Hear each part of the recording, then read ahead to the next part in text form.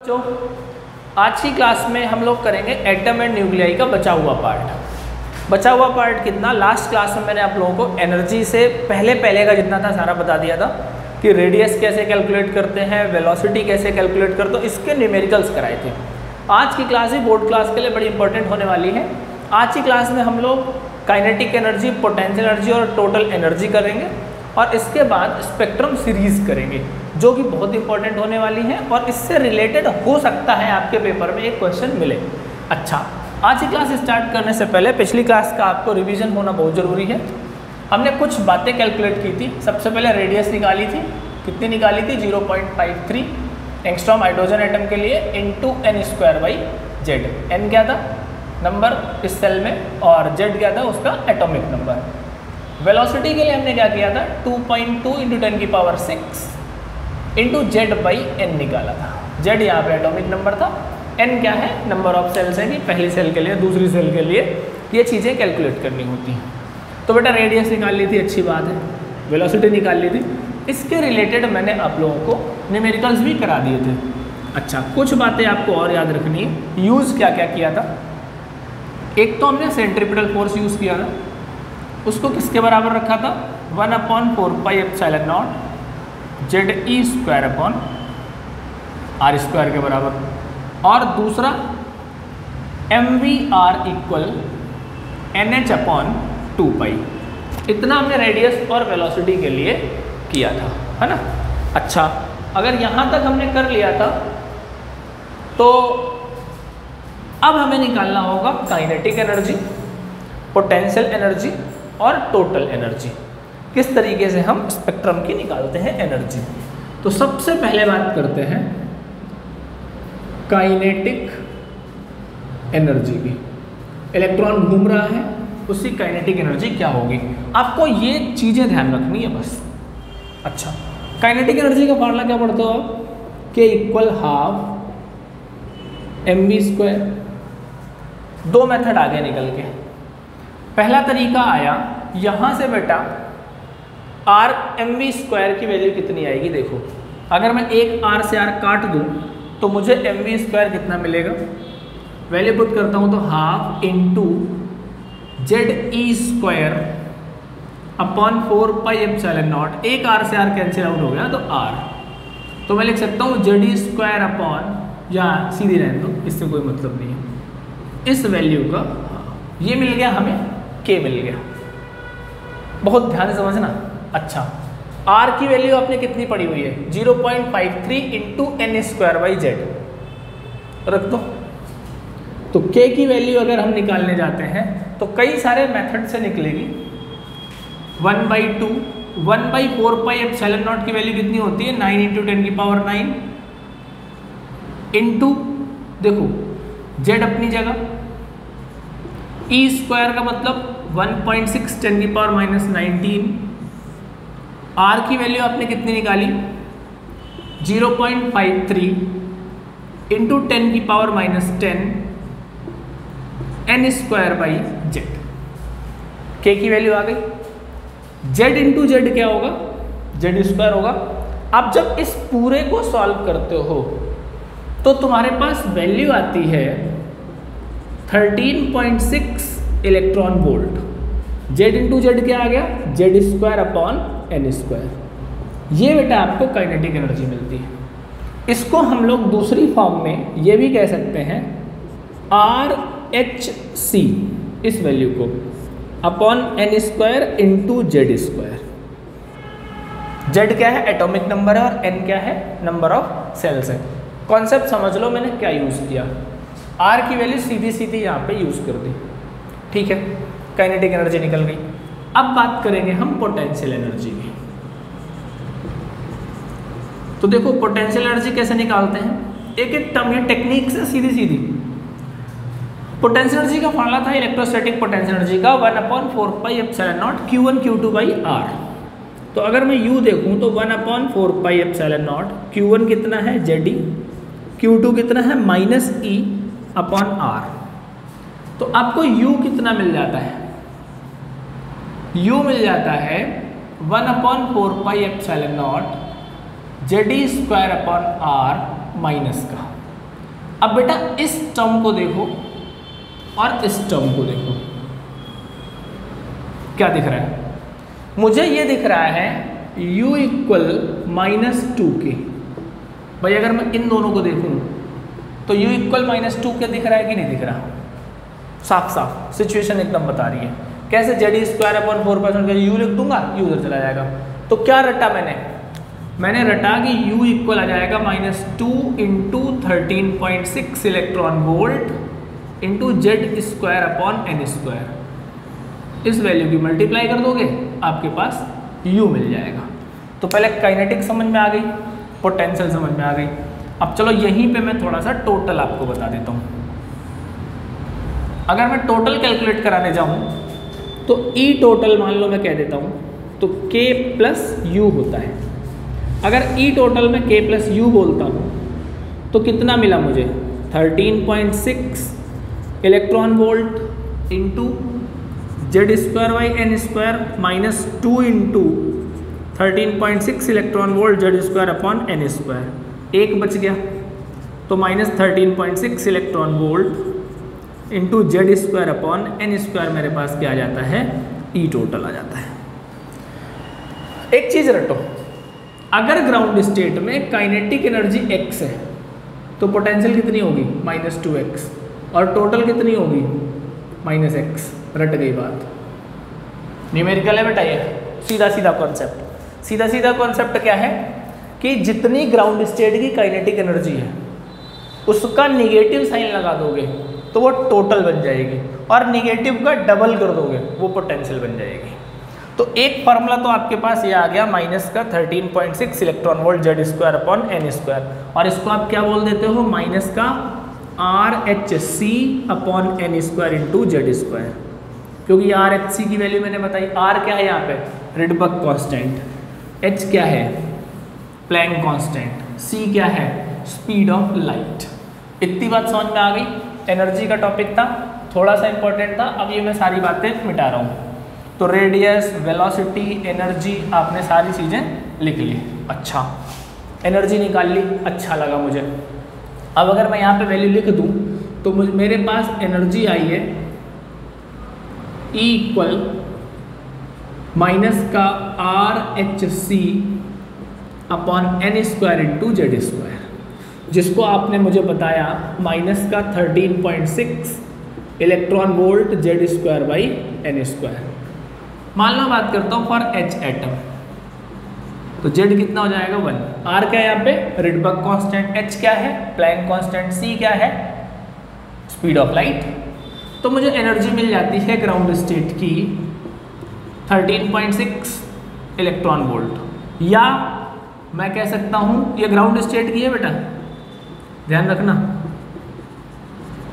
या मैं कह सकता हूँ -13.6 इलेक्ट्रॉन वोल्ट अपॉन n², या -RHC/n²।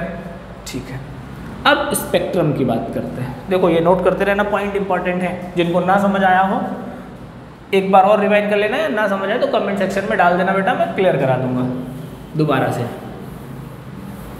मान लो हाइड्रोजन स्पेक्ट्रम की बात की जाती है।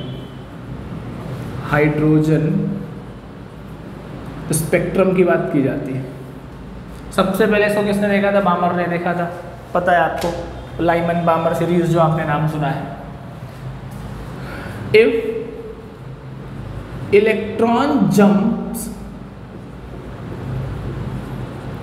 From one state to other, एक स्टेट से दूसरे स्टेट में अगर जंप करता है तो कितनी एनर्जी निकलती है? E2 - E1। E2 क्या आया बेटा? -RHC/n²। E1 कितना आया? -RHC/n²। E2 की वैल्यू मैंने डाल दी, E1 की वैल्यू डाल दी। बिल्कुल सही बात है, इसमें तो कुछ मजे लेने वाली बात ही नहीं है। बचपन में हमको पढ़ाया गया था कि अगर एक स्टेट से दूसरे स्टेट में जाता है तो कितनी एनर्जी रिलीज होती है? बोर पॉस्टुलेट कहता है hν। तो यहाँ पे मेरे पास कितनी एनर्जी आ गई? hν आ गई। मैंने RHC कॉमन लिया, ये माइनस माइनस प्लस हो गया तो 1/n1² बन गया, ये 1/n2² बन गया। एच अपनी जगह, न्यू की वैल्यू मैंने पुट करी C by lambda equal R H C 1/n1² minus 1/n2²। H C से एच सी कट गया तो 1/λ इक्वल क्या आ गया आर 1/n1² माइनस 1/n2²। ये होता है सिंपल वेवलेंथ निकालने का फार्मूला। तो हाइड्रोजन स्पेक्ट्रम के लिए बड़ा इंपॉर्टेंट है 1/λ equal are 1/n1² minus 1/n2²। Concept को समझ लेना। स्पेक्ट्रम में अब जहाँ से मैं बताऊँगा यहाँ से कई बार मैंने क्वेश्चन देखा है कि इस सीरीज़ के लिए लॉन्गेस्ट वेवलेंथ बताओ, इसके लिए शॉर्टेस्ट वेवलेंथ बताओ। तो वो क्वेश्चंस के लिए आपको एक फार्मूला इंपॉर्टेंट होगा, इसलिए मैं फार्मूला जरा कोने पे लिख लूँ। 1/λ इक्वल हमने क्या पढ़ा आर 1/n1² माइनस 1/n2²। ठीक है, अच्छा इसको नोट कर लो बेटा, जल्दी से कर लिया होगा। नोट्स बनाते रहना फटाफट और प्रैक्टिस करते रहना। स्पेक्ट्रम की सीरीज पढ़ते हैं। आपको जो सीरीज पढ़नी है, सबसे पहली सीरीज पढ़नी है लाइमन सीरीज। लाइमन सीरीज का फार्मूला यहीं से स्टार्ट करेंगे।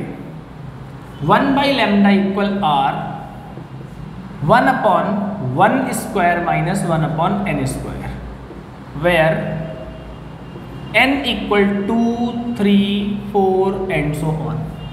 कॉन्सेप्ट समझो। लाइमन सीरीज में n कितना होगा 1 होगा। अब पेपर में ये नहीं आता कि लाइमन सीरीज के लिए फार्मूला लिखो, पेपर में ये आएगा कि लाइमन सीरीज की शॉर्टेस्ट वेवलेंथ बताओ, उसकी लॉन्गेस्ट वेवलेंथ बताओ। ये क्वेश्चन फंसता है। तो यहाँ पे कॉन्सेप्ट क्या बनाओगे, फॉर शॉर्टेस्ट वेवलेंथ और फॉर लॉन्गेस्ट वेवलेंथ। बेटा तुम खुद सोचो इसकी वैल्यू सबसे कम कब होगी और सबसे ज़्यादा कब होगी। सबसे कम तब होगी जब ये वैल्यू हाइयर हो जाए n की वैल्यू। अब ये वैल्यू मैक्सिमम कितनी हो सकती है, मैक्सिमम हो सकती है इनफाइनाइट। तो शॉर्टेस्ट वेवलेंथ के लिए n कितना होना चाहिए, इनफाइनाइट होना चाहिए। अब अगर n की वैल्यू इनफाइनाइट होनी चाहिए तो क्या आएगा निकल के 1/λ इक्वल आर 1/1² माइनस 1/∞²। तो 1/λ इक्वल क्या आ गया आर आ गया, into 1/1 minus something upon infinite 0 होता है। लॉन्गेस्ट वेवलेंथ कितनी होनी चाहिए, इससे बस थोड़ी सी ज़्यादा। तो n इक्वल इससे अगली टर्म कितनी है 2। तो 1/λ इक्वल आपने कितना करा आर 1/1² माइनस 1/2²। तो 1/λ इक्वल आर, अब इसको सॉल्व कर लेंगे। 1 माइनस 1/4 तो 3/4, सॉल्व करके जो भी निकालोगे लैम्डा आ जाएगा। इनको सॉल्व जरूर कर लेना, लॉन्गेस्ट वेवलेंथ और शॉर्टेस्ट वेवलेंथ। एक था मैंने कैलकुलेट करके बता दिया आपको कि शॉर्टेस्ट में क्या करना है और लॉन्गेस्ट में क्या करना है। शॉर्टेस्ट में क्या करना है, इनके लिए मैक्सिमम रखनी, मैक्सिमम कितनी हो सकती है, इनफाइनाइट हो सकती है। लॉन्गेस्ट में क्या करना है, इससे बस एक ज़्यादा। ठीक है, कैलकुलेट करोगे, कॉन्सेप्ट आएगा पेपर में। अच्छा आर की वैल्यू तो सबको पता होगी ना, 1.097 × 10⁷ पर मीटर। रिडबर्ग कांस्टेंट है, गैस कांस्टेंट मत समझ बैठना, इंटेलिजेंट तो खूब हो। खैर दूसरी आती है बामर सीरीज। बामर सीरीज का जनरल फार्मूला होता है 1/λ इक्वल आर 1/, अब इससे ज़्यादा 2² माइनस 1/n²। n क्या है हमारे पास 3, 4, 5 एंड सो ऑन। शॉर्टेस्ट के लिए कितनी होगी, n कितना होना चाहिए, इनफाइनाइट। लॉन्गेस्ट के लिए कितना होना चाहिए, n इससे अगला 3। बामर हो गई। अगली आती है पास्चन सीरीज। आपको थोड़ा सा याद करना पड़ेगा यहाँ पे। पास्चन सीरीज में क्या करना पड़ेगा, यहाँ 3 हो जाता है तो 1/λ इक्वल क्या जाता है R 1/3² minus 1/n², where n की वैल्यू क्या हो सकती है, इससे ज़्यादा 4, 5 and so on. So for shortest क्या बनेगी, n इक्वल इनफाइनाइट, लॉन्गेस्ट क्या बनेगी, n इक्वल इससे नेक्स्ट फोर्थ। बातें समझ में आ रही हैं? लाइमन हो गई, बामर हो गई, पास्चन हो गई, अगली होती है ब्रैकेट और उससे होती है पीपट, उससे नेक्स्ट। आपको 5 सीरीज यहाँ पे देखनी होगी। तो लाइमन हो गई, बामर हो गई, पास्चन हो गई, नेक्स्ट आती है बेटा ब्रैकेट सीरीज।